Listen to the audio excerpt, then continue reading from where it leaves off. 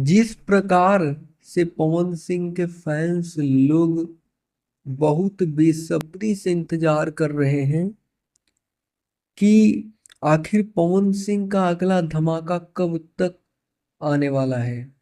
तो वैसे मैं आप सभी को बता दूं कि पवन सिंह ने अचानक एक गाने का पोस्टर रिलीज करके लोगों को, जो पवन सिंह से जलते हैं, विरोधियों को होश उड़ा दिया है। पवन सिंह के काफी फैंस लोग जान रहे थे कि पवन सिंह का यह फिल्म का गाना होने वाला है, लेकिन मैं आपको बता दूं कि पवन सिंह का यह गाना देखा जाए तो एल्बम गाना होने वाला है, क्योंकि जिस कंपनी से रिलीज किया गया उस कंपनी का नाम है सुर म्यूजिक।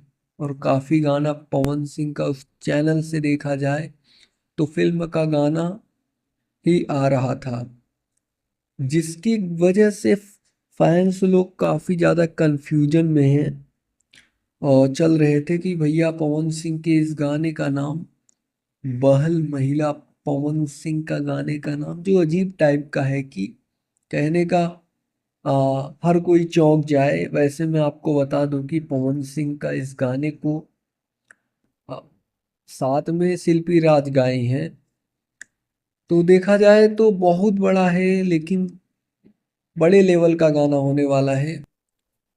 अब देखते हैं क्या होता है, आगे चल के आप सभी को जानकारी दिया जाएगा।